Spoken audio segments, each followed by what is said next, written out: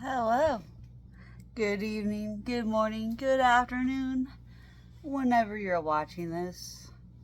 It's more like afternoon for me, but I slept the entire afternoon away because it's exhausting making your body go through the extreme changes that it went through for not going to chiropractic 3 days a week. My body is usually in a state of influx every other day. I had to wait 7 days this time between adjustments, and it let my body adjust some, and then I let the steroids do the work. And so now I'm back into a state of influx where my body is trying to adjust to its new alignment where it's been, because it's been so out of place for longer than its usual time frame of 3 days or 2 days. Instead it was 7 days between adjustments. And yeah, and then the only other difference today is I got a Toradol shot in my butt, and I think that really over-ramped my system, and it really it was just too much medication for my body. I feel like they over toxify me all the time, and the best way I can do to try to heal, because your body heals while it sleeps, and so it puts my body in such chronic fatigue and chronic tiredness. But yet I was so amped up because I had my stimulants for the day. And then luckily I found a couple of my anxiety pills laying around. I stashed a couple away just in case, which isn't the kind of behavior you should have. I know I'm going through a tougher time than usual. Usually my medication lasts a lot longer than I allowed it to this month, but this month was an exception. I was in a flare, and in order to balance my body just right, I have to take things at a little bit higher of a dose than usual, just to off balance the other medication that I have in my body. It's so hard to balance, and I can tell when I'm way tipped one direction or the other, whether it's my immune system, my nervous system, or just the physical fatigue because of my muscles being in such transition and my ligaments being in such transition every couple days because of my chiropractic. But if I didn't realign them and I kept them out like I did for the last 7 days, it led to a defunctioning even more of my body, because things get stuck. And I talked to another EDSer today, and it really helped validate me. I've been in like a part crisis mode mentally, just freaking out because things are different and changing right now, and I'm in a flare, and I don't know how to help myself. I'm not good at helping myself when I'm like in such a imbalance with my hormones and my immune system and my nervous system. Every single thing is like crisscrossed, and I'm like fully medicated, and I'm just going through the motions, dissociate the most I can, which is a trauma response from medical PTSD, and just doctors over medicating me. They are constantly over medicating me by so much. But with my EDS, it also is hyper flexible, so I'm a little more adaptable to be able to adapt to it, even though my body doesn't like it and it's too much and it's an overload on my body. At least my body is flexible enough where it can adapt slightly, where it's just not enough over the edge where the doctors are concerned, but yet the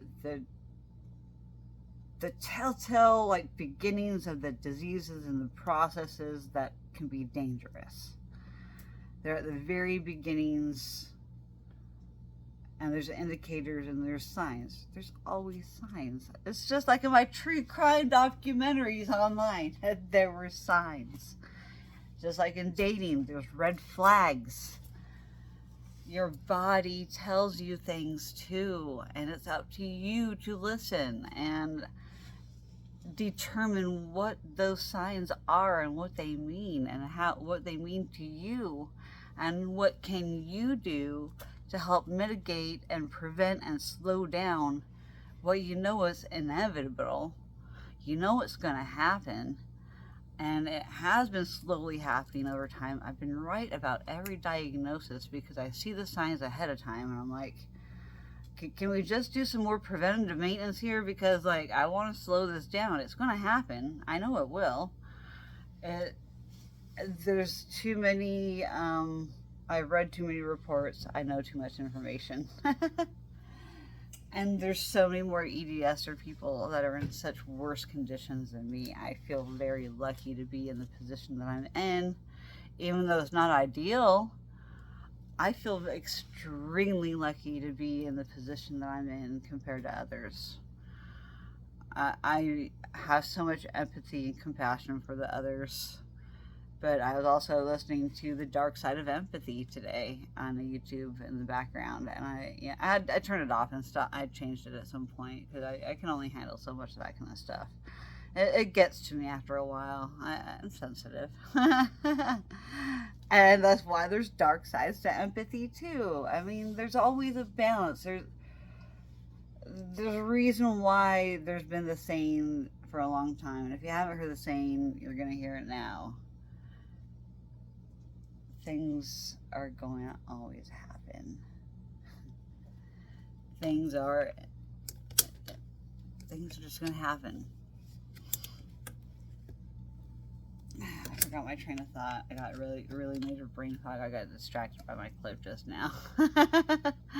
Which I'm medicated for the evening because I woke up bushy-eyed and bright-tailed from my nap this afternoon, and it's now like 1 o'clock in the morning. My sleeping habits are all thrown off because of steroids, and all thrown off because of my anxiety meds, because I try to offset it, and then I'm just my skills are all off all the time, and so it's best that I'm glad that I stay home except for my doctor appointments. Like, I try my best to just to get everything done and over with, so when I get home, I can be home. And I don't have to worry about having to go somewhere, go pick up some medication. You know, I try and do everything while I'm out. And you know what? Those sons of beaches, man. I've been talking about it in my last couple of videos. Maybe, I don't know. I've been talking about it a lot lately to other people in real life if I haven't been mentioning it on video. $175, which is going to be a segue into what I wanted to really talk about this evening. Siker Imaging is a very renowned imaging company, private imaging company, not associated with any clinics in particular, up until he allowed it to be bought out because of whatever reasons, business, politics, cost of economics, COVID. I mean, there's a number of things you can blame for, you know, whatever the case. Was a great private company. Had the radiologist that's Dr. Siker, genius. He had some of the first and some of the best MRI equipment, like open MRI systems, and just he knew his stuff about spine abnormalities. He was a very good neurosurgeon, and he opened up his own private radiologic place, mostly for his own research, honestly. I mean, you know, he wanted to get, you know, he wanted to specialize. He, you know, whether it was somebody in his family or himself, or, you know, whatever drove his interest, he wanted to benefit the community. And boy, did he ever. Like, he was really known for great imaging.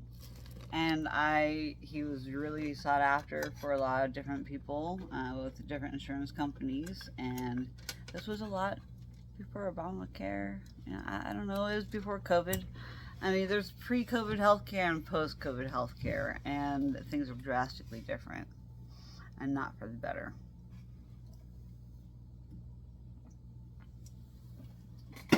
But I forecast this before Obamacare. I'm not going to shut up about that. I mentioned it a long time ago. Yes, I agree that healthcare should be available for everybody, but we are not set up. Our society and infrastructure is not set up for it. And it's nowhere close to being set up for it. And there are so many corrupt companies and so many just things are not right in our healthcare and in our country, in our infrastructure. Our infrastructure is so messed up. I don't see how we're going to come back from any of this. I just don't. Sorry for the pessimistic politic attitude, and that's why I don't follow it. It's too pessimistic for me, and I would rather be happy and think about other things. Like what is affecting me in my life on the daily and this. So I set it up before the end of July. I called ahead of time. I was being a responsible adult. I had let my bill come, and it was finally like, hey, it's in the yellow instead of the regular first bill. Like they sent me one or two, maybe, I don't know how many notices, but I do open my mail and I do put it in files now. I just don't always write the dates down because of my ADHD and I'm preoccupied and I hate paperwork and yeah, anyway, besides all that stuff. So, Siker Imaging, I called them and, well, I wanted to finish a little bit of that backstory. So, it was great company. They just recently got bought out. I just flipping found out that within the last 6 months, he is gone. And that was within the 6 months that I just got my last imaging for tethered cord protocol. So, my very first time knowing about my tethered cord, knowing about EDS, knowing about my Chiari, I mean, everything is connected. Everything is a comorbid. They all go hand in hand. Chiari malformation. I have Chiari. I was a really tough birth with all the signs of spina bifida occulta. Although my spinal cord was completely formed, things were malformed on my kidney. And there's not that much connection or research into that subject in particular. It would take a special doctor to want to gain an interest in me and want to do a paper about it and like try and, you know, it would take somebody special to want to have to deal with that for me, but I don't ever see that happening. There's too many other people with way bigger problems than me. Not trying to minimize my problems because they are still major for me. I just, you know, like I said, I try to be humble and appreciate what I do have because it could be so much worse. So, Chiari malformation, like I said, spina bifida, and then I had a kidney abnormality, so that was like, that's like half of a point, let's say, half of a point for that. That's not very common, so it's not common interweaving. That's just me in my case in particular, that I had this extra abnormality. And with my genetics on my dad's side, it was my grandmother's sister that had the same deformity on her kidney, and so it's called VUR. It's changed its name over the years, but you can still find it in a Google search. VUR. It's Vessi something reflex. I don't know. It's a type of kidney disease, and it's pediatric most of the time. And it can resolve its own issues because the body is always trying to heal and always trying to find a balance, so it will do what it takes, you know, malformation or not. Well, I already had this malformation, whether I was born with it or not. I don't think I had issues until I had a bulging disc, and then things were crowded. I don't know. My Chiari malformation, I'm still trying. I'm still kind of up in the air about, because I've had imaging showing that it wasn't there, and then after car accidents, it was there, and after the Navy service, it was there, and it wasn't as bad. It was bad on both sides before my tethered cord surgery, but after tethered cord surgery, it was only bad on one side, and it's the side that I know that retethered. But that's besides the point. I'm getting off topic. It's complicated, to say the least. And talking to the girl, I'm like, wow, I'm talking just like she was mentioning how she talks mentally, like kind of like a robot, and you kind of have to dissociate from it, and you find humor and how messed up it is, because humor can cure so much. And I think Robin Williams had a good aspect of life, even though the depression did get to him. But there are recent things that just came out that I found out about Robin Williams, and I can understand why he did what he did. He had a very rare disease that was messing with his mind mentally in worse ways than dementia type stuff. It was poor Robin Williams, is all I can say. I saw the documentary recently. If I could remember the link, I'd put it in my description, but I'm sorry, guys. I'm bad at doing that. You guys are all lucky I posted my freaking socials on my last description. My last video I posted right before I'm posting this one.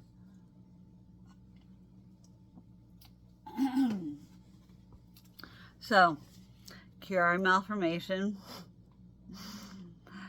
spina bifida may or may not always be common, but Chiari malformation, let's say spina bifida. We'll add spina bifida, my kidney thing is like half a point each, so they're not really 100% common with everybody. With the majority that I've seen in my support groups, of various conditions of the spine and EDS and connective tissue issues. And I try to, with my autistic spectrum mind, neurospicy mind, I see the patterns and things, and I recognize if I've seen it before. It may not be exact, but I've recognized it, and I've put two and two together, and I can recognize it really fast with certain things, because I take away certain key points in my brain. I don't know. Idiot savant is what they used to call it back in the day. I just have a certain knack for certain facts. And it's medical. A lot of it's medical. But my dyslexic brain also messes it up, so. Yeah, I don't know. It just makes sense to me now, though. Chiari, EDS, POTS, and mast cell issues are all usually all put together. Like, those are all things, but on the more musculoskeletal side of things, EDS really messes with the joints. It messes with the immune system a lot of the time. It messes with blood vessels. It messes with the insides of organs sticking to things. And tethered spinal cord is something that's very, very common within the EDS community. Tethered cord, Chiari, EDS. Those three things, if you have EDS, you either have tethered cord or Chiari, or you have both, or you have those and you have spina bifida and other spinal cord deformities and malformations. Me and my grandmother's sister had the same deformity on her kidney. My grandfather, my dad's dad, had an extra vertebra bone on his tailbone, and then my dad also had a slight extra bone as well on his spinal column. So, my dad's side of the family has multiple people that has had malformation on the kidney and spinal cord problems, and then my dad 100% has EDS, and he's on the spectrum. Like, I've recognized all of this after I learned everything I have through all my medical research and knowing what I know about myself and knowing what I am so similar to my dad in so many ways. Like, it totally makes sense. My dad just kind of gave up on that part of interest in life and decided to learn about other things. But at one point, he did have an interest, just like my nephew at one point had a very short stint of an interest of learning about human psychology, sociology stuff. I think it just got really boring to him after a little while and probably too repetitive, so I can understand why they didn't stick with it. And boys are different with their interests versus the girls. I know a lot more women are more apt to wanting to learn about medical things versus the men. The men just would really just rather, it's still the whole patriarchy thing. They don't want to, they have to provide. It's a society pressure that they feel like they have to provide still. And now in this type of economy, they have to provide for themselves. And I think that's why there's just a lot of failed relationships in the world too right now. People don't know how to live together. People working are now more working from home. I mean, there's a thing, you know, known about like midlife crises for men as they come home and retire. And usually it was like the 50s housewife was always a stay-at-home mom. But that's why, you know, in the 50s, the stay-at-home moms that couldn't have careers because of the patriarchy, and you know, until the women's lib stuff really got a hold of things, you know, later in our history in the United States. Finally getting more rights. Things are still not right. Things are still unbalanced, but I think they're always going to be. Seriously, there's always going to be an imbalance of everything because we're Americans and we're greedy jerks about everything, and we are right about everything, and yeah, narcissists. We all have a little bit of narcissist in us, reality, really. But it's up to you to learn how to balance that out and not be a narcissist, and learn to be self-aware and happy and compassionate and empathetic, and don't be a sociopath. Don't be a sociopath, please.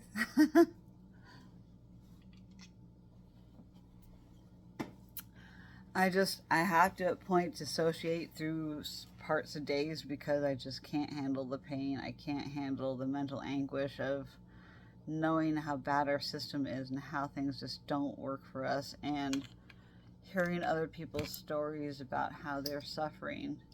I can't go into the support groups every day. I just can't. You know, it's a good place to try and reach out to others and ask them and get validation, but you know, it's also draining. It's so draining. Always to have to be thinking about this stuff all the time. I don't want to be thinking about all my medical issues all the time. I want to be living life and doing things and canning. I love my hobbies of canning. I would love to do more of my beading, my crafting. I've been in the process of reorganizing my beads yet once again. I'm just not satisfied. Like my OCD is getting to me with my beads. I have so many of them and too many of them, and I feel too disorganized. When I feel too disorganized because of my physical surroundings environment, because I feel like I'm like overwhelmed with too many choices now, but I don't have the right choices. And I'm out of money right now, and then being out of money and not being able to get the things that I need because I've already gone through my entire supply, and I don't have exactly what I'm looking for. My creative mind pictures this one thing, and it drives me absolutely bonkers until I can get it out of my mind with my art therapy. Like, I don't have the supplies to make it yet, but I just got them on order. I spent the money that I shouldn't have, so then I got myself in a financial bind, and I just had to borrow money from my aunt to get my copay for my pain patches that I have to start tomorrow because I am on my very last one, and I take it off in a couple hours.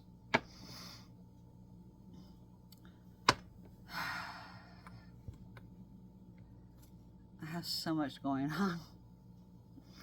And so my mind is a little overwhelmed, and my body's too jittery because of the medications, and it's overloaded with medications. So I'm trying to offset it with the other medications, downers and such. And I'm trying to just sleep and sleep it off and give my body the sugar and the carbs to just sleep. Even though it's feeding the inflammation, but I need to have a certain amount of inflammation to pull things in the right direction, hopefully. But I just had that anti-inflammatory shot, Toradol, and it really did it really overloaded my system today. And now I'm just wide awake again after taking a nap. Anti-inflammatories don't agree with my body. It's because it's fighting the systems of my body that are protecting it. It's the inflammation is a sign and a way of my body telling me what's wrong. And when I block all those signals or try to block the process, it messes other things up. So it just reaffirms to me today that I shouldn't do it again. I should have had them give me like an anxiety shot too. But then I wouldn't have been able to drive home. I wouldn't have been able to do anything the rest of the day. So there is that. My parents are out of town, and I would have had to find somebody to give me a ride home. And then get my vehicle home too. So I took the last of my pills today. I see my doctor in 2 weeks. So I have 2 weeks to go. I have the most anxiety building up because of my VA medical PTSD, and I have my VA new doctor next week, and so that's 3 things against me. VA is one PTSD in itself. The medical part of the VA is another part. So I got and then I got the triple of, it's a brand new doctor. VA doctor or not, a brand new doctor I know nothing about. Gives me a lot of anxiety because I don't know how they're going to treat me, and I don't know if I'm going to get the requests approved that I want to get approved right away. I'm probably going to have to make a second appointment. But if I can do any other appointments like on video, I'm going to do the rest of them on video. And I won't see this doctor in person only unless I really, really have to. And I have to go do labs. And I have to do introductory labs. So they're going to see everything. They're going to do drug tests on me. I know they will. They're going to see everything in my system, which my anxiety meds are going to be out of my system by then. So they're not even going to see those. They're just going to see my pain patch medication and my Adderall. Those are the only 2 meds that they're going to see in my system when I get there. So I'm not going to get the lecture, at least, although I have to release the information to them that I am on benzodiazepines as well. The doctor's not going to like that.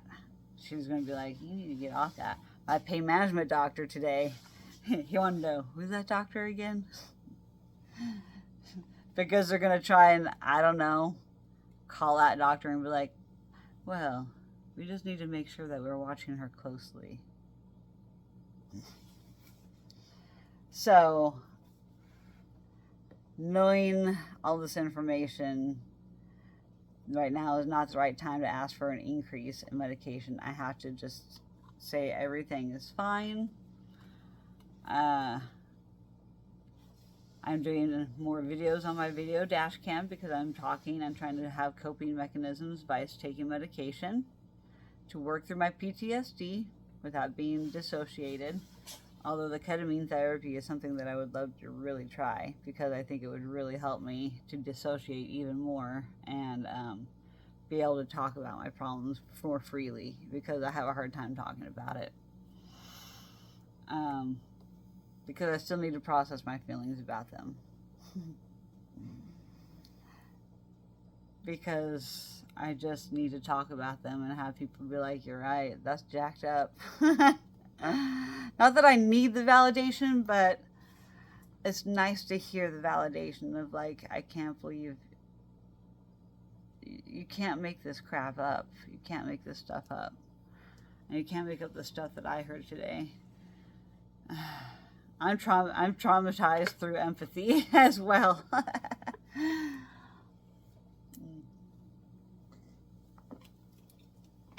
And the dark side of empathy.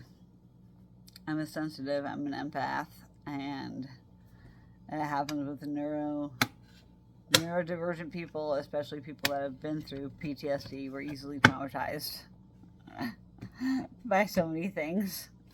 We're traumatized probably just by life itself, honestly, and the way we're treated. I'm traumatized to life. I think almost everybody is, seriously. Like my nephew's Asperger's, like some of his and my conversations, just only him and I are on that level of just like, I get you, man. But we don't even have to have conversations at times. Like we perfectly sit in silence and be kind of comfortable, but like also awkward at the same time, because it's like, okay, I'm gonna go now. Okay, bye. Like last night we had ice cream for dinner because he didn't feel like cooking and I didn't feel like cooking, and he's like, I guess my dad's getting back late, because I asked him earlier in the day, I'm like, are they gonna get back late? Are you gonna do anything for dinner? And he's like, and I was just like, yeah, same. So that was our coordination. And then he messaged me, he's like, I guess they're getting back late. And I'm like, hey, I'm getting ice cream right now and having it for dinner. And he's like, LOL. I'm like, do you want some? And he's like, okay. So me and my nephew had ice cream for dinner last night. I had French fries earlier than that too. So I had the same thing for tonight too. I finished off the French fries, so those are gone. And I also had ice cream for dinner again. Yeah, I'm not eating healthy. I know that. I've been drinking my protein shakes in the morning though, and eating fruit here and there. We're out of fresh fruit though, and I'm kind of just over cherries right now, and that's all I have right now. And I just ate a crap ton of them for like the first half of summer, so I just bought 2 more bags of them because of the last 2 bags I went through so fast. But I think I kind of wore myself out on them, so that's why I'm like, meh. I didn't eat all these cherries fast enough, and I should have actually done something with them. I should have cut them up and then put them into, I could have at least like made like a cherry jelly. I could have just cooked them up and, you know, pits and all, just cooked them up and added some sugar, add some pectin, strain it, and then yeah, do the pectin and stuff. I really wasted those cherries. I should have done that. Or made like a cherry pie filling of sorts, but I hate pitting cherries. It takes so long. And with me being in the flare, I can't just stand in the kitchen. That's another reason why I don't cook dinner a lot of the time. I just can't stand for a long enough period of time to be able to prep something. And the kitchen's just not set up in a way that's good and ergonomic for me to be able to do a repetitive motion sitting down or standing up for too long. Like, so it's just, you know, that's why I have my standing and sitting desk in my closet for my PC. I just don't have the proper chair, and I don't have my proper butt cushion out here either. This is what I consider my office corner. I medicate out here, but I don't like to do on a video, you know, privacy reasons. I'm not trying to be promoting of it, disclaimer. Not trying to promote the use of it by any means, because not all states and it's not federally approved, so throwing that out there, disclaimer.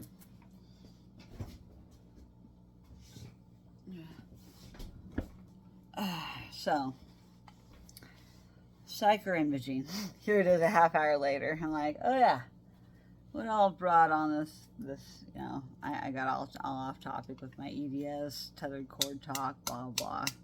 So anyways, Siker Imaging 6 months ago got bought out, and the guy, the supposedly speculation, allegedly, OHSU bought out Siker Imaging, and there was supposedly in the contract, or you know, he was supposed to train the people, but he wanted out of there. He just wanted out of there, and he wanted nothing to do with the merger.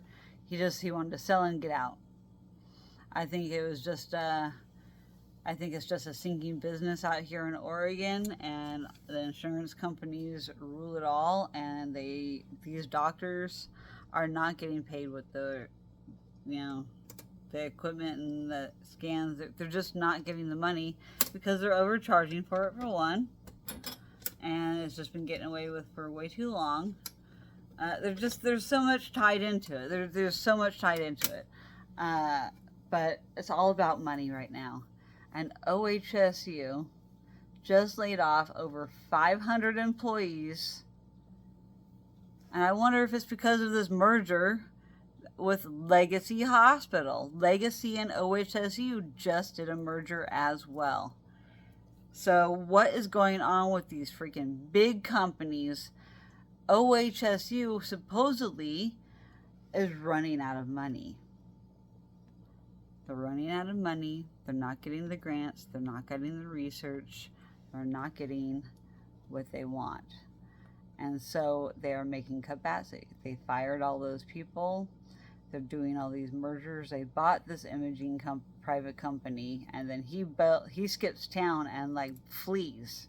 He's nowhere to be found. He didn't train anybody how to use the equipment. He didn't, you know, there's certain protocols to be able to diagnose certain things. The people that have taken his place are garbage.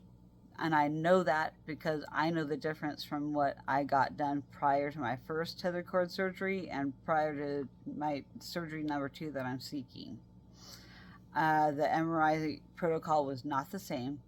It also was, so granted, also, it was not ordered by the same doctor. The doctor that even recommended Siker Imaging to begin with when it was actually good, and the doctor was actually still there, and he did the protocol the best to every ability, and he knew what he was doing. So now being bought out by a company that doesn't know what they're doing. They aren't doing the protocol as they're supposed to. They're only doing just the minimum because the insurance is not paying enough. So the company's only going to do the minimum because they're trying to save money, because OHSU just bought them out, and they all just did a whole bunch of layoffs because they aren't getting the money that they need and need funding. So there's that. And then the legacy. So then here's the other side of things. The doctor that did my tethered cord surgery worked at Legacy. And why did he quickly retire and flee within the last 6 months too, around the same time Siker Imaging got sold out? What is going on behind the scenes with the funding, with our healthcare system, with these layoffs, with these mergers?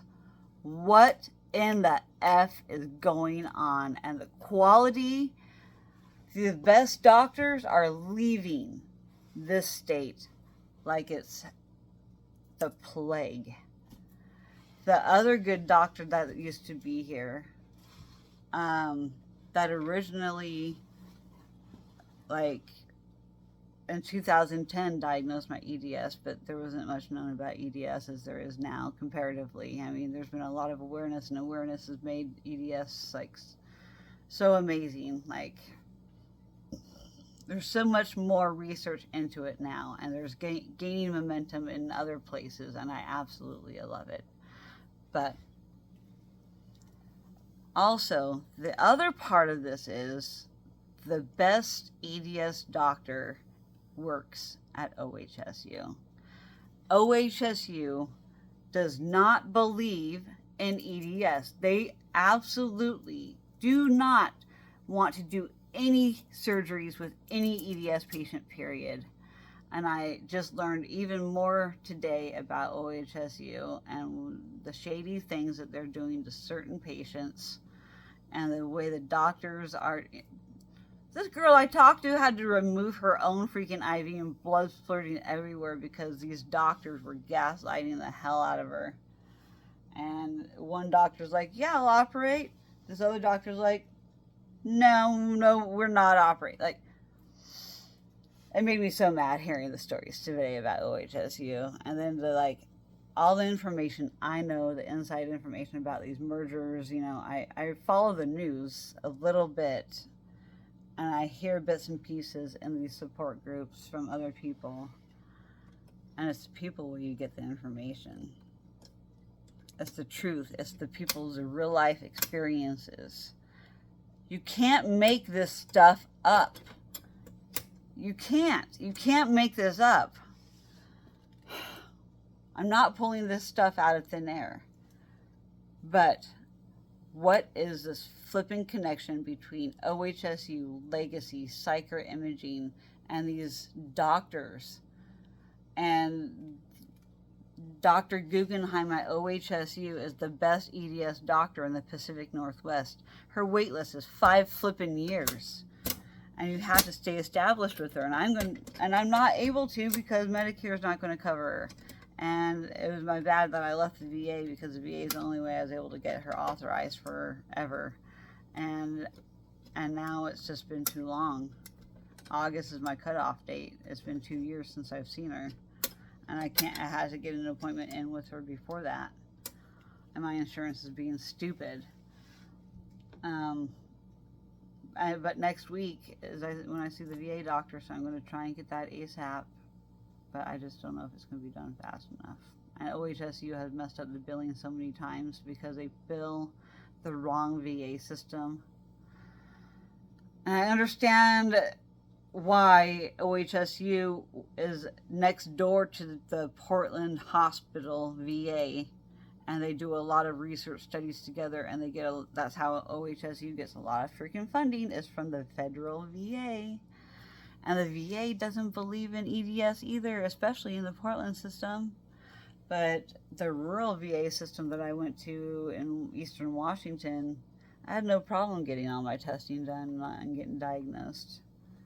They had, they have better funding, I guess, because there's less veterans, so they have an abundance of supplies.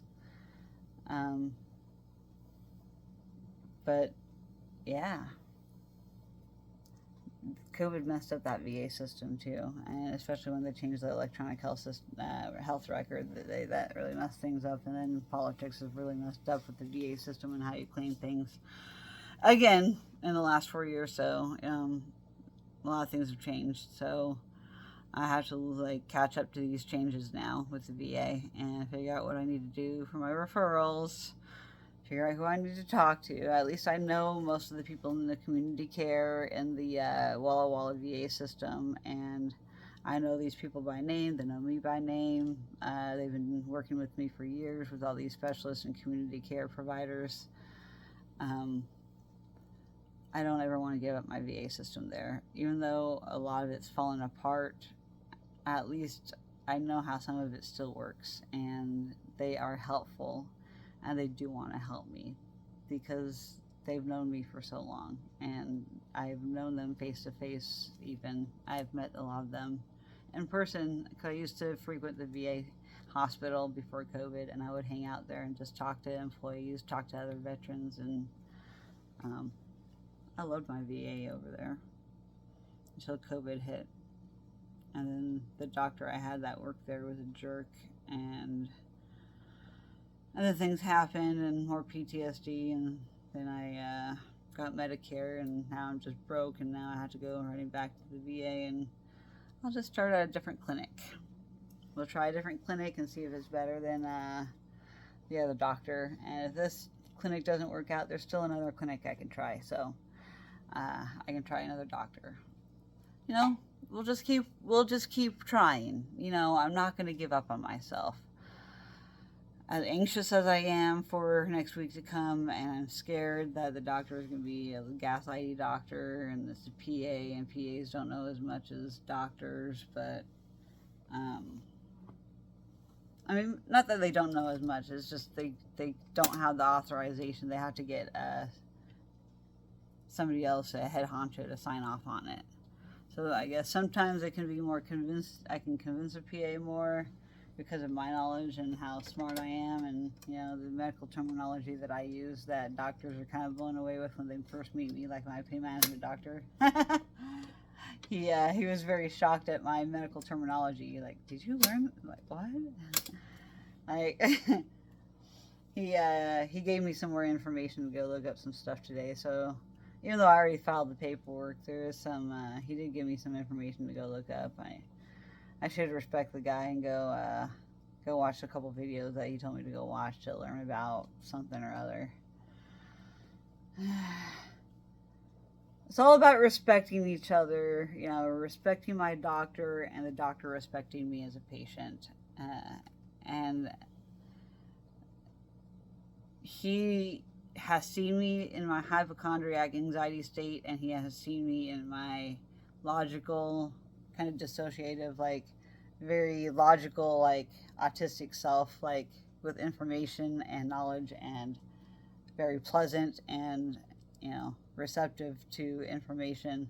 Other days, not receptive. Other days, I'm not functional. Other days, I'm in pain. Yeah. EDS is funny. And I really want him to respect me, but I also want him to see how wonky I am.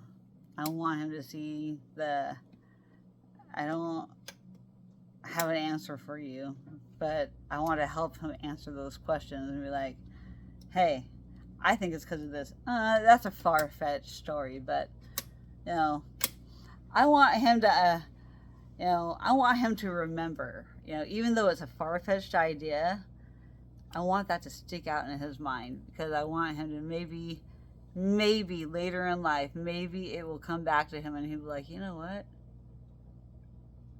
That was insightful of that patient of mine. Huh. Weird. You know, that is what I hope in life with my pain management doctor. I want him to think back to things that I might have said that doesn't make sense now, but might actually make sense later after he experiences or maybe see it enough. He's actually going in for acupuncture. He told me that today. And so he mentioned trying that, and I'm like, I've been interested in trying acupuncture for a long time. So I'm really excited. So if my internal medicine doctor becomes an acupuncturist too, heck yeah, dude, I'm going to go get acupuncture from my pain management doctor. Like, I've always wanted to try it, and it takes a lot of trust for me to trust a doctor. I don't trust just any doctor. The doctor has to be intelligent enough, and they have to be somewhat straightforward enough, but they also have to listen to me. Listening to me, even though if it's a far-fetched idea, I want him to hear me. And sometimes I can tell when a doctor is just going through emotions. He's just kind of nodding. He's just kind of like, kind of placating me. I can see that. I can see when he does that. But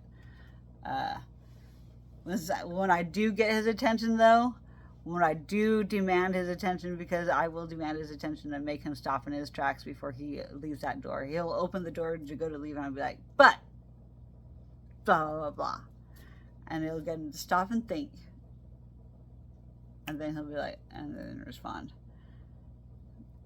That is what I love about my doctor, because I will get him to stop. He will stop and he will listen. It takes me a little bit it takes a bit to grab that attention. You've got to advocate for yourself. Never stop advocating.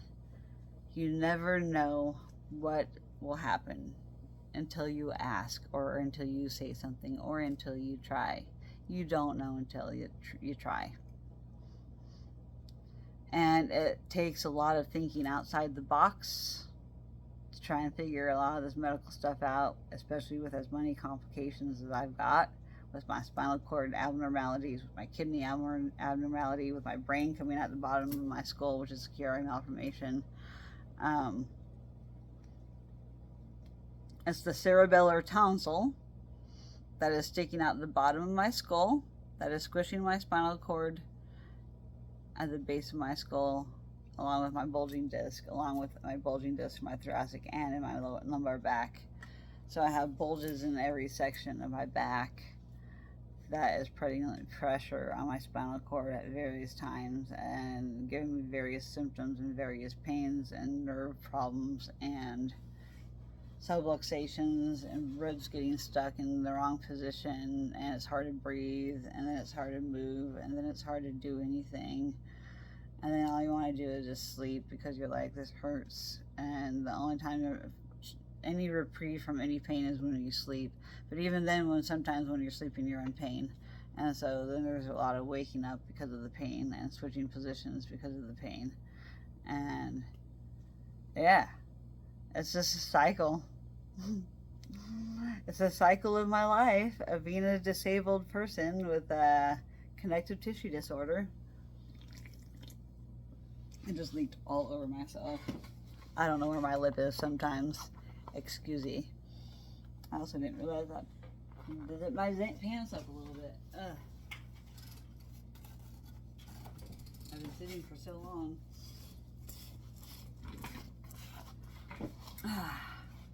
Almost an hour. So thank you for standing by and sticking by with me to listen to me rant about this whole what the F with these mergers and these doctors fleeing. Like, all the good doctors are leaving because all the good doctors are not getting the support. They're not getting the research. They're getting pushed out by the organization. OHSU doesn't believe in EDS. They are not supporting Dr. Guggenheim hardly at all. They aren't allowing her to have as many patients because they're not getting paid. And so that's why they're like, our administrators, we aren't getting enough money. The administrators can't even do their jobs right with the billing. So, I mean, go figure on that.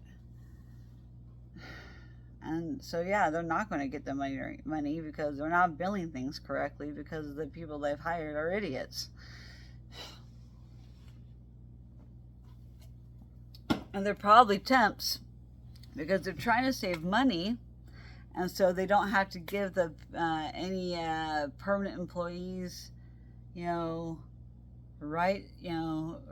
So then they have all these temps, and so then you got this high turnover rate. And so then you don't have any of these full-time employees. You have these floating nurses and floating doctors and people in and out of the hospital, and they're not being consistent because they're not getting paid enough because they're turning away all these Medicaid patients and Medicare patients, and there's so many stipulations on what the state will pay out. They're not paying enough. But also the doctors are overcharging because of rising costs of everything. That's just the state of our country right now. And it's voting season. Vote for your people.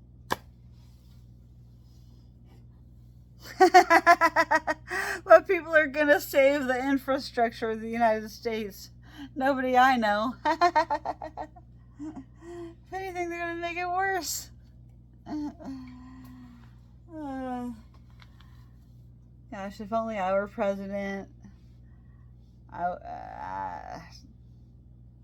I would want to be a hard A with discipline and accountability and not these BS programs. And I'd be firing all these mother truckers that get these freaking pensions, and I would stomp on the rich. And I wouldn't give out free stuff either. I wouldn't be taxing the heck out of people. I would be not creating programs that don't work. And, I would give more I would stop all these damn mergers and let these companies go bankrupt because they need to go bankrupt because they're not doing things correctly. That's why they're going bankrupt.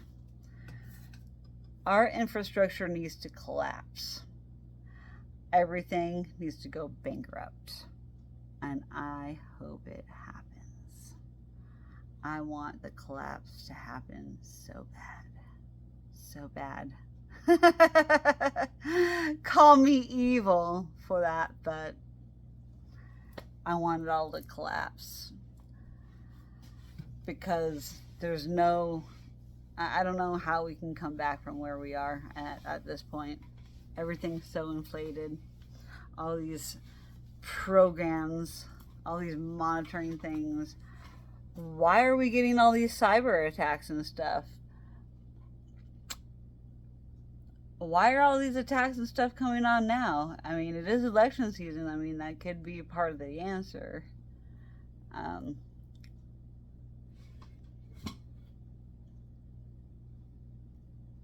Yeah. But how funny. How many cyber attacks did we have before the last election? I don't remember it being reported much. So if it was happening, it was being brushed under the rug and being kept hush-hush about. So I would like to know the stats between this election and that last election on these cyber attacks. Look how many companies have been brought down by hackers lately, and Microsoft, one of the largest. The rich need to go down, and the rich need to go bankrupt. I don't like how the rich is running our country. I want to be rich. There's no way I'm going to be rich. Not with these kind of copays and this sickness. I'm going to die off before I could ever get rich. I'm kind of so diseased and effed up. So, I mean, yeah. What's the difference between, prior election and cyber attacks and this one? I need to go look up the stats now because I'm curious. I just want to see if there's a difference. I'm curious. Because which side could be behind that? Is it behind both sides? Or is it more one-sided than the other? That's having cyber attacks happen when they're in office. And they're not protecting things. Because there's too much information being spilled? Or not enough information being spilled? Are things better left unsaid and not reported about? Or is it better for all of us to know and see the corruption, but then be helpless to do anything about it? Is it better to be ignorant and not know how corrupt things are and just see how things run and see how things go and go with the flow? Why does everything need to be talked about? Why does everything need to be amplified? It doesn't. So, who controls the news? Who controls the media? Who controls what? Who has more cyber attacks? Which side in office gets more cyber attacks? Think about history. Think about how things have panned out in the past. And think about now. And compare the two. And see what you get. History repeats itself. Because we're doomed to make the same mistakes over and over and over again. That's how we are where we are today, I believe. Making all the same damn mistakes. When will we learn? When will we learn? So, thank you for attending my hour-long TED Talk about why is this stuff happening. I would really like to know. And yeah, disclaimer. I would never cause anything to happen. This is all just alleged. This is all just opinion. Not to be enforced or taken seriously. I would never do anything against my country. I serve my country. I love my country. We've got problems, but what country doesn't have problems? I would love to go to New Zealand, though, or Australia. I feel like things are a lot better over there. But what's funny is I don't hear much news about those countries. We only seem to talk about negative countries and all the wars going on in my news over here. I don't know what the news is like in other countries. We just don't have as much access. I mean, I guess we do have access. I just don't know how to get that access. So, I have research to do. Thank you so much for hanging out with me, helping me unwind. What time is it? I'm kind of scared to know. Oh, is my Fitbit watch dead? It's time to charge my Fitbit again. Son of a gun. It's 2 a.m. and I have so many notifications on my phone. We'll see what other people had to say to my comments on Facebook that I posted over an hour ago. All us chronic illness warriors are up late at night with our insomnia at times, and so we got nothing else to do but read comment threads and make comments here and there. I'm forming another friendship with another EDSer. She's more local, at least. Unfortunately, her skin is kind of dying and melting off her body in the most unusual way. And it's hard for me to wrap my mind around because I've never seen such a thing. And I can't wait to meet her in real life. I'm going to have to go to her house and go visit her and go do some art, because the only hobby and art thing that she has right now, but she's been in an artistic rut because of all this frustration and insurance and doctors not doing their jobs and her having to do their jobs for them. I'm like, oh my gosh, this reminds me of me like 4 years ago. She has a long ways to go, and her battle is completely different from mine, but very similar.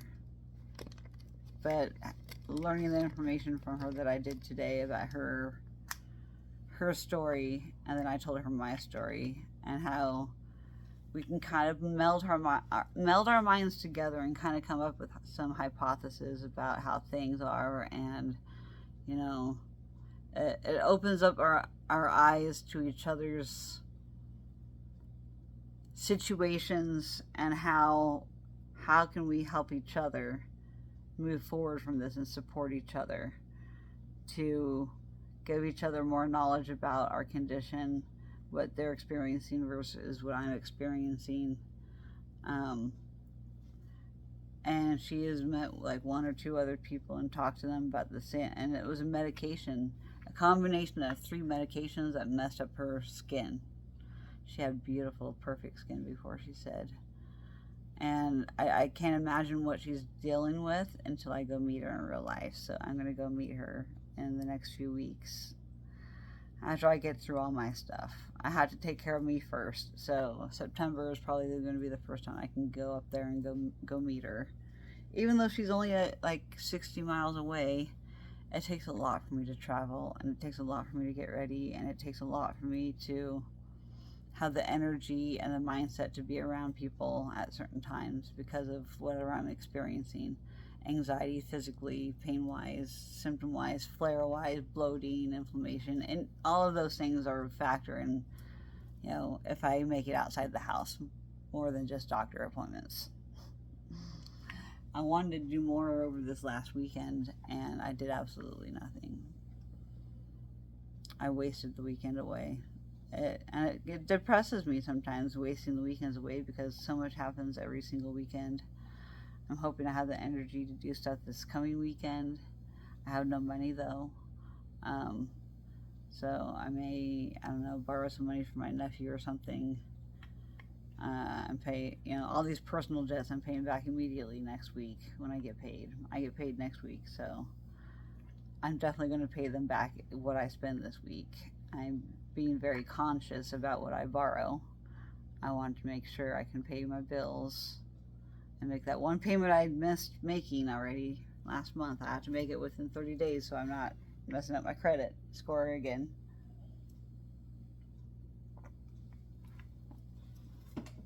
But we got the corn festival coming up. We got the harvest festival, coming up. We got all kinds of things coming up on weekends, and the state fair is coming up. Ludacris, I want to go see Ludacris so flipping bad, but I don't have the money for the ticket. I just don't. I don't even know how much tickets are. I didn't look. They're probably even sold out. I don't even know. I just know I'm broke right now, and I need to try and sell some of my rave outfits this week or two, and hopefully gain some money so I can go to the fair and maybe go have some fun. Maybe sell some of these bracelets. I don't know, but I'm still waiting for my other beads to come in. So, yeah. I'm still working on my craft corner. Let me show y'all in just a second. In 1 minute. Alright. Heading on in.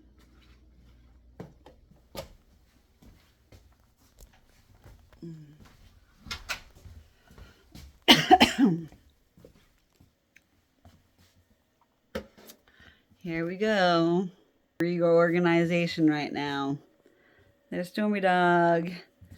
So that black thing right there is full of different like peg boards and stuff for the melty beads that I haven't done yet. I bought that new blue thing that is going to help me do cuffs and help me do weaves. And this is my fun bonking wand. When I get a little upset, I'm like, bonk. It's my ASMR. It makes me happy. So, yeah. Put that on my lilies are dying off. I tried to salvage them this morning, but I need to take them out and dump them. That's my death there. I got this at EDC last year. This is the melty fusey bead thing that I want to learn how to make at some point. Excuse me. And then this is another one I got from EDC last year from somebody. There's a little birdie chick.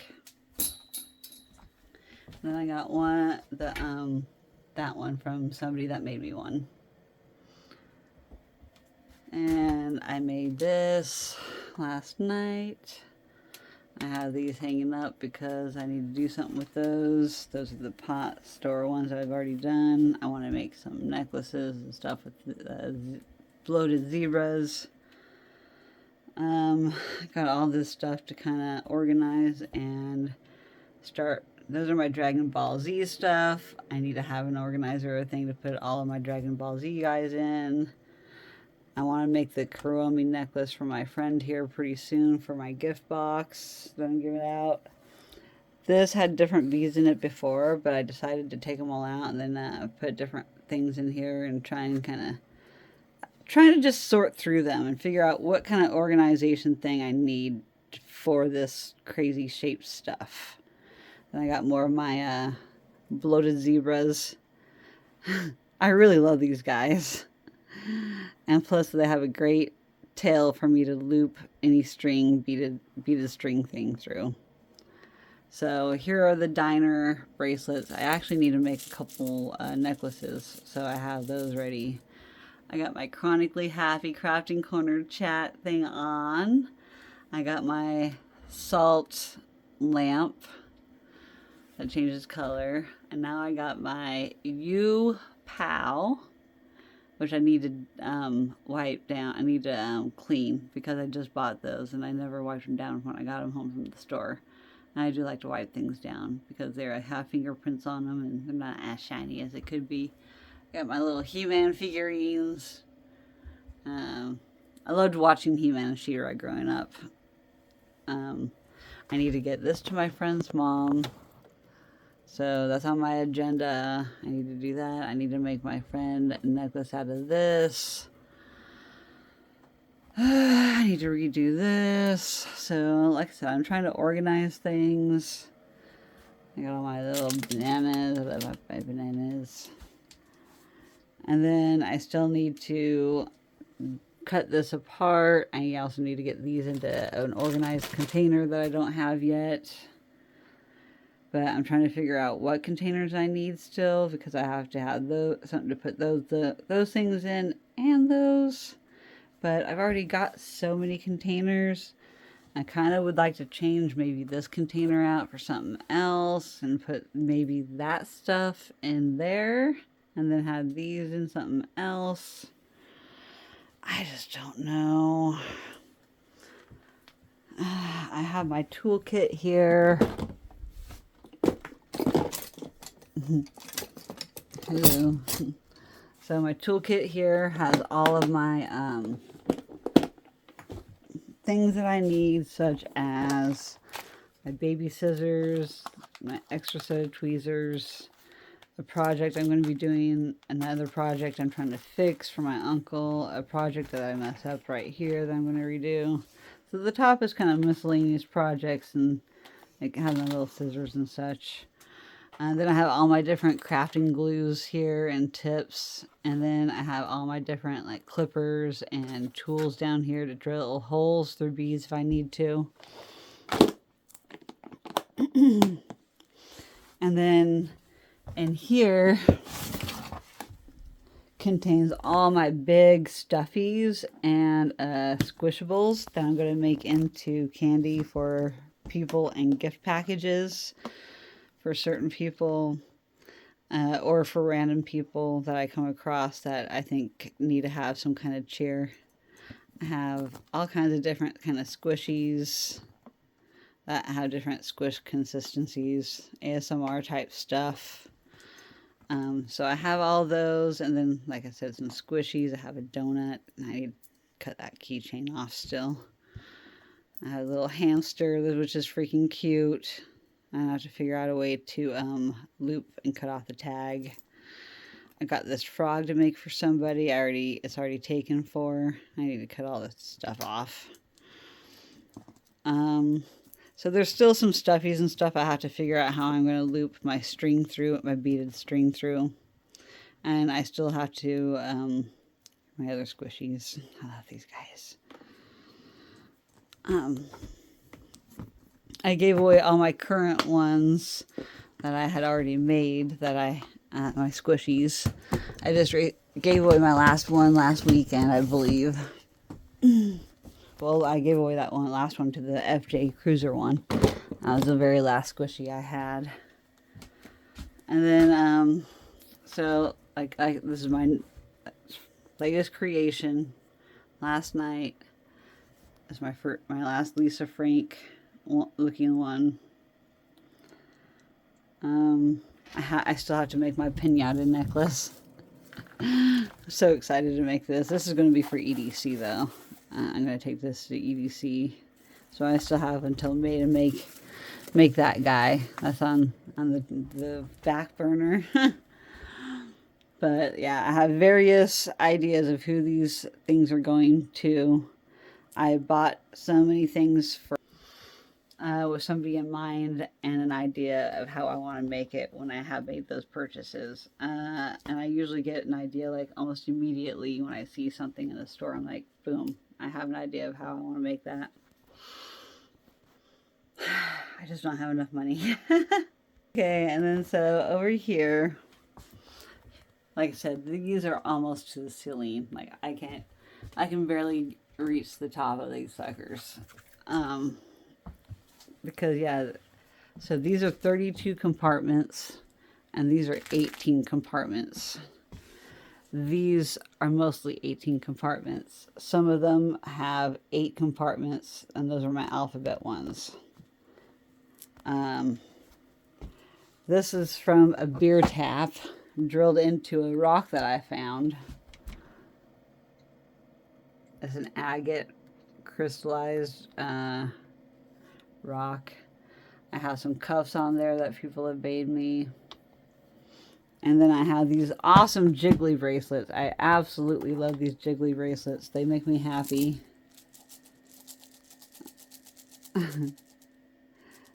it feels so fun. It's ASMR. Makes me happy.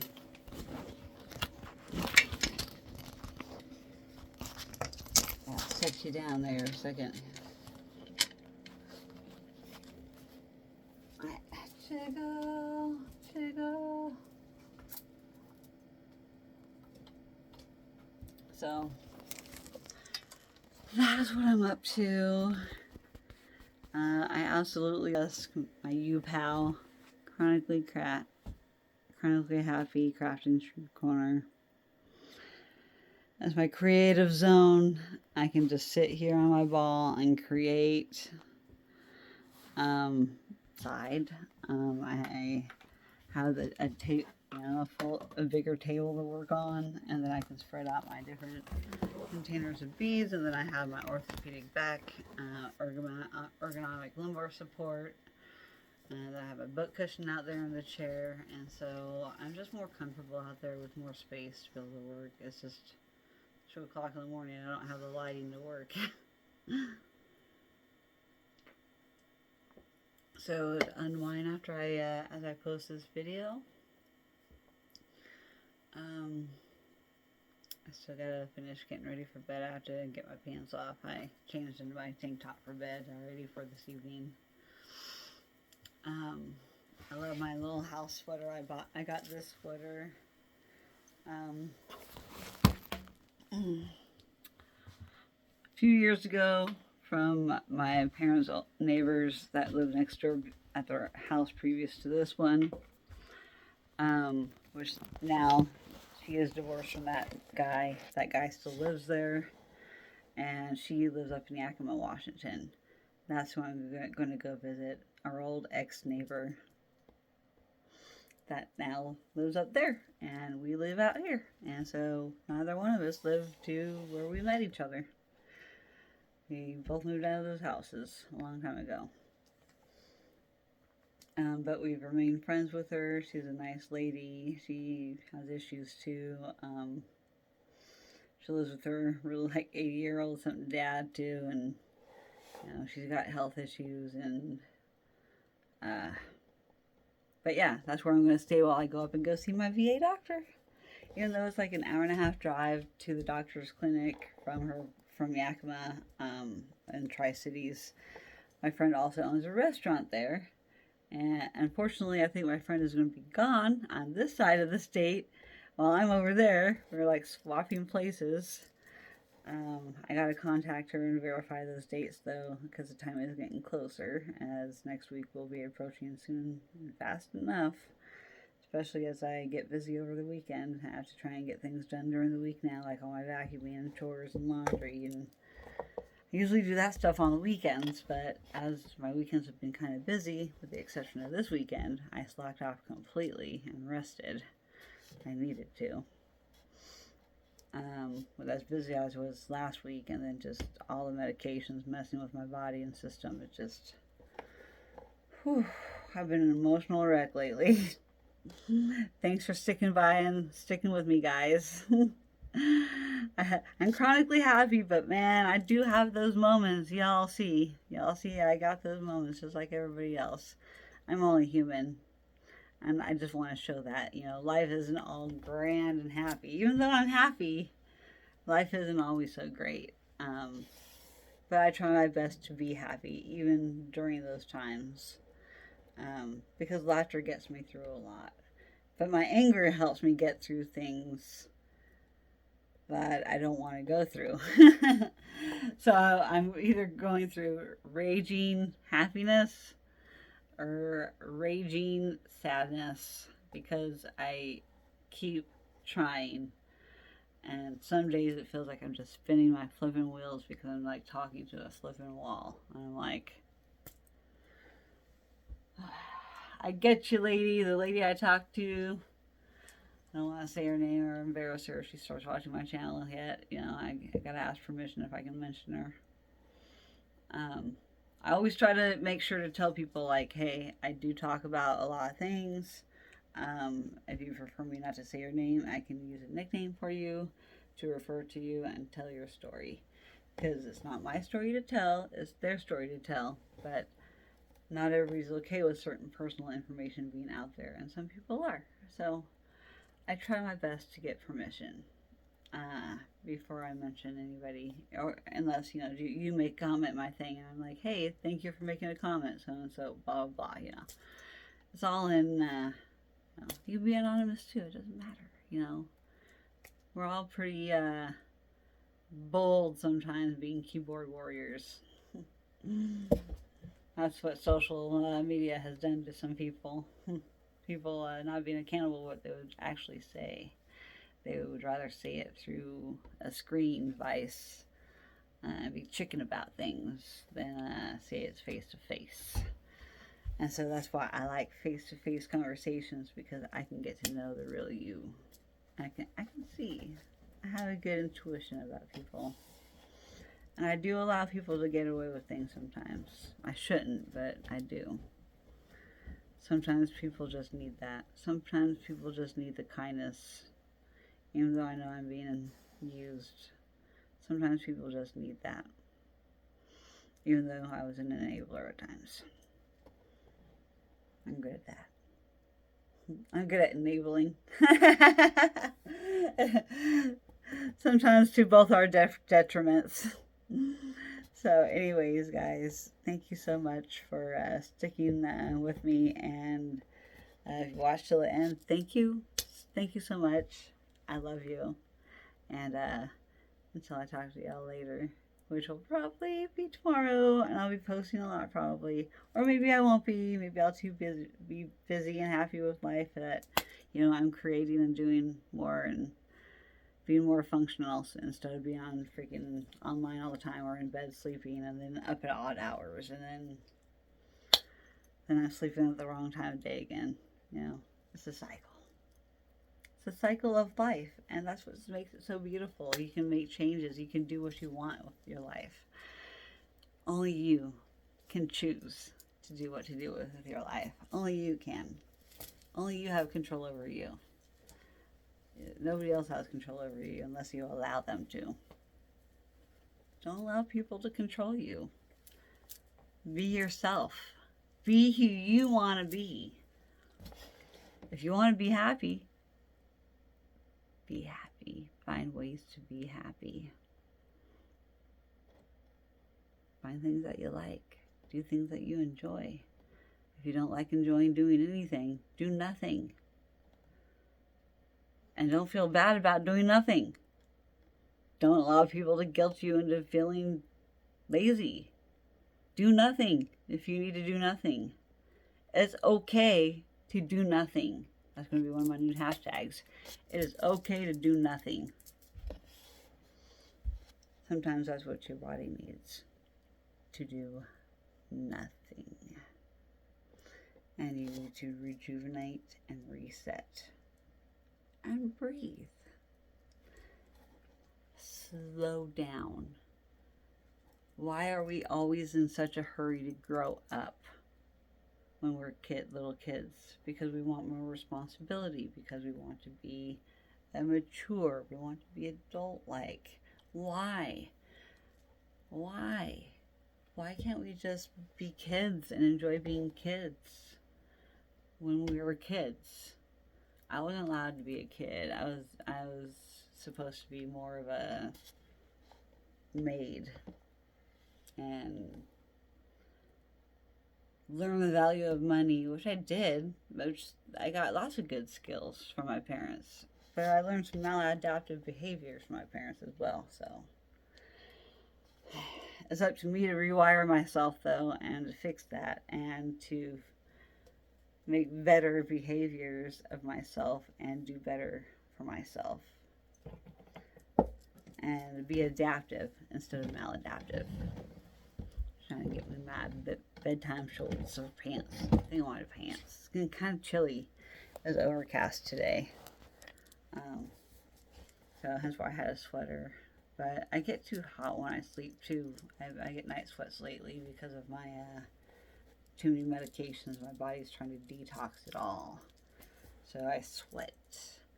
I've been sweating a lot. I had to wear deodorant a couple times today.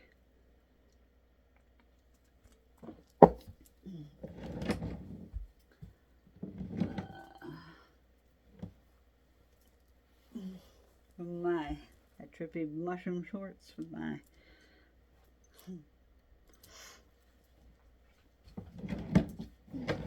a gift from my wifey. It's nice to have a girl that wears different size clothes, and we mess up ordering clothes all the time because we order clothes online because we don't got to go shopping. Or she's way more antisocial than me. I'll just put it that way. She don't want to have friends. That's what she told me anyway. She don't want to have friends. I don't know who don't want, besides her, I don't know who don't want to have friends. Okay, yeah, I do. My buddy that I game with, he don't want to have friends either. Or he don't like to do things with friends because that means leaving the house, and then there's germs, and then there's icky. I don't know. I know some weirdos. I have to be a weirdo too to, identify another weirdo. I'm a weirdo too. Got my trippy shorts on. Don't really match my red. I don't give an F. I'm sleeping. I'm just trying to be comfy. And Stormy's warming up my llama blanket as we speak. Got my sweater I need to put. Alright, so thanks for unwinding with me, guys. And thinking about my theories about like what's going on with these mergers. What's going on with these doctors fleeing the side of the United States? Why? What's wrong with Oregon, guys? Huh? Why are these liberals that are in charge of Portland and Eugene, where OHSU and Legacy are,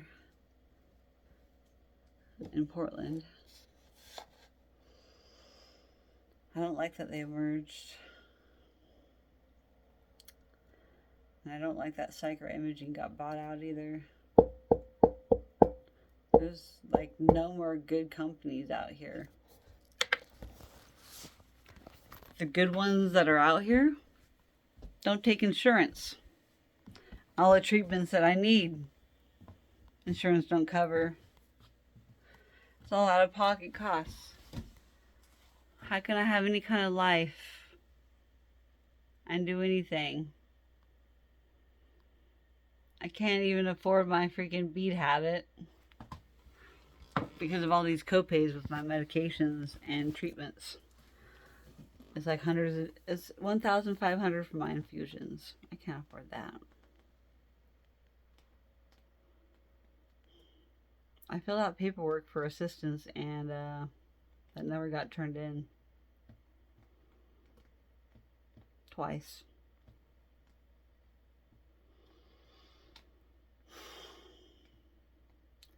If you want something to get done, you have to do it yourself. And I have so many things to do online already, and it's so easily distracting getting online, because the online is endless information and research and fun and more interesting than the crap that I want to deal with insurance and doctors and companies. There are so many other intriguing things that I would much rather look at that I end up looking at instead, because I get bored to death learning jobs of insurance companies and codes and doctors. And can I just be a patient and freaking just set up my flipping doctor appointments, have my insurance be paid? I mean, is that so hard to flipping ask for? It really is. It really is too hard to ask for, to have them do their jobs. It's just too much. What are we paying these mother truckers for? What are we paying them for? We're paying them for headaches. Is what we're paying them for. We're paying them for headaches of them not doing their jobs, and we have to do it for them because they don't have the training, because they don't have the funding, because they don't got the money, and then they don't have the freaking job security, and then they are only going to do the minimum, and then we got this silent quick culture. And then we want these people that want to be working from home, but then you're not getting the training and getting the knowledge of what you need to do because you're working from home. And nobody wants to go into an office cubicle building. And that was old culture. And it's just, you know, with all the sicknesses going around, I can see why people don't want to be in cubicles and be in the same air systems and stuff, and, you know, getting sick, and people having kids and having their petri dish kids, you know, spreading their germs and making their families sick, and then making other families sick. Because let's face it, kids don't wash their hands enough, and they're touching people's faces, they're touching things, they're touching, you know, bodily fluids are coming out of different orifices, touching different things. I mean, just, yeah. And then as an adult, you tend to not think about that stuff anymore because you're more, you know, it's more of a subconscious thing, touching your face or you know, brushing your hair out of your eye or, you know, whatever. Unless you're conscious about every movement that you make throughout the day, which I've had to learn how to be with my EDS, I'd be really conscious about touching something in the store. When I get out of the store, I sanitize my hands every time before I touch anything. If I haven't, I would accidentally touch my face from touching things in the store while I'm in the store. But sometimes, you know, I don't think about. So, anyways, I gotta go. I keep trying to get off here. It's like an hour and a half later. Thank you guys. Thanks for letting me ramble and unwind. It's time for me to go. I'm getting uncomfy having to keep changing positions, you know, and hold my phone. So I need to get this posted and go to sleep. Peace out.